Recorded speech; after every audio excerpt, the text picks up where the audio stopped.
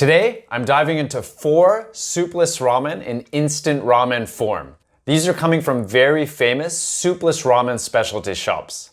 We'll talk all about what makes this ramen unique, including its supremely rich flavor and also its fat noodles. I'm Frank from 5 AM Ramen.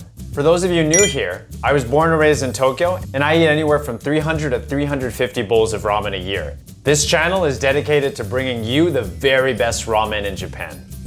So a couple quick facts about soupless ramen. First of all, it started in the 1950s. In Japanese, it's called Abura Soba or mazesoba. Abura is oil and maze is mix. They're basically the same dish. Branching off that, it's oil-based, and this usually includes a thicker, savory soy sauce and pork grease. And what this does is allows those fat noodles to pull in that oil. I'll be sprinkling information throughout the video. We'll start with this one. This is coming from a famous Abura Soba chain, probably the most famous and successful in Japan. So this first bowl is coming from a place called Abura Soba, and their full name is Abura Soba Tokyo Aburagumi Seoul Honten. They're easily recognizable by their neon red sign. And wherever you are in Tokyo, there's a good chance that they have one of their shops not too far away. Now with Abura Soba, usually condiments are encouraged. This includes vinegar, chili oil, and even sometimes mayonnaise. We'll get to mayonnaise a little bit later. So what I've done is I've added a little bit of Ryu chili oil, thanks to my friends at Denno, and I've given it another mix here. So a little bit flat, a little bit thick, not quite as thick as they have at the shop.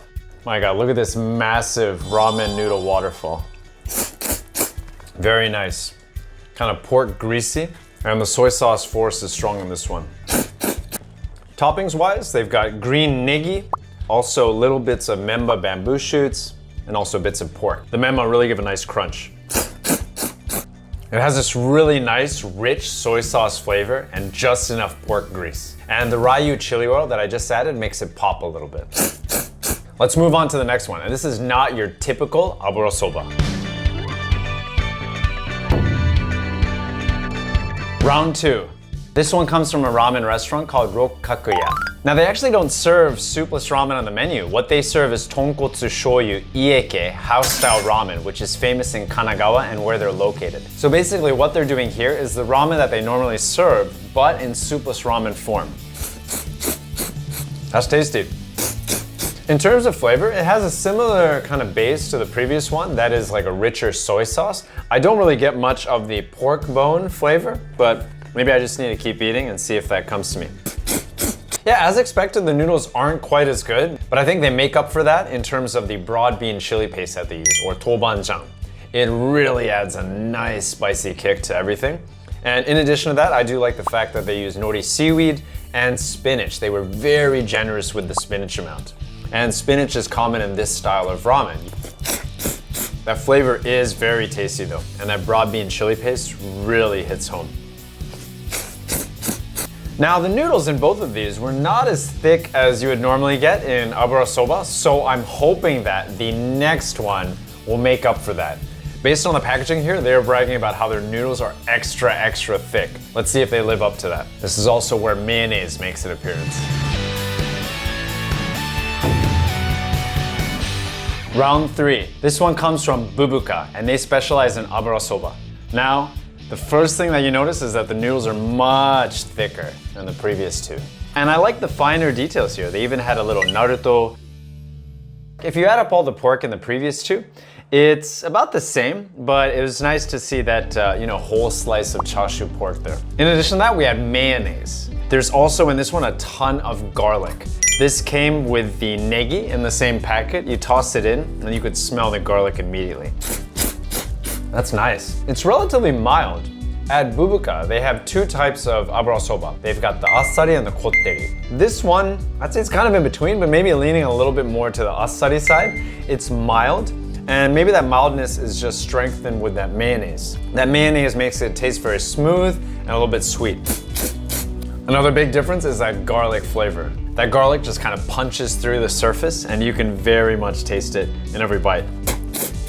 This is a great example where Abura Soba doesn't have to be too heavy or in your face. This is mild and mellow, and it tastes fantastic. For Soupless Ramen number 4, I've got Taiwan Mazesoba here. We'll be switching it up. One of the key differences is that they use egg yolks here. Different style from what we just had, and we'll talk more about those differences right now.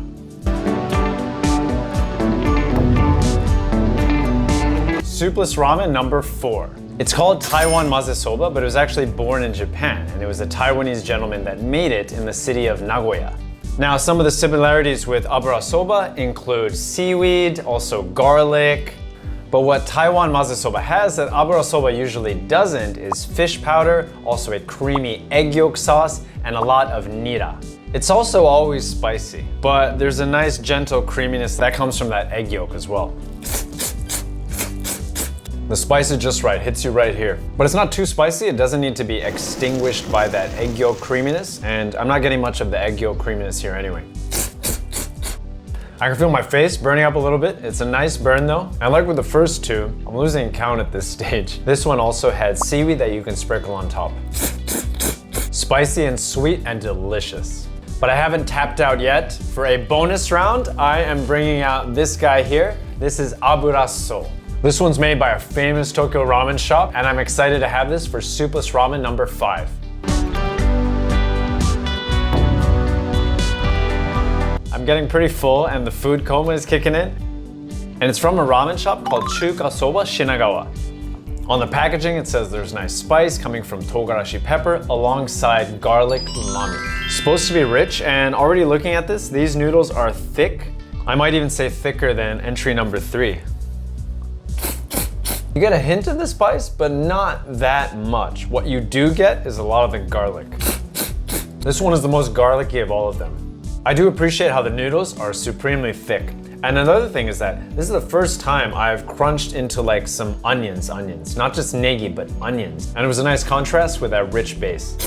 It's kind of weird for me. I'm eating it, and at one point I feel like there's gonna be a burst of calamansi, but I don't taste it and it kind of disappears. Calamansi is a tropical fruit that's used as seasoning in the Philippines and some other Asian countries. And it's funny, I feel like I'm gonna get some of that, and then of course I don't. I'm brought back to reality. I'm like, no, I'm eating Abura Soba. But very good.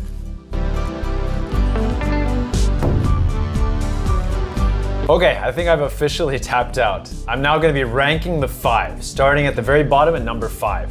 Now this is tough because they were all very good in their own different ways, and it was very close. It's not like number 1 is here, number 5 is here.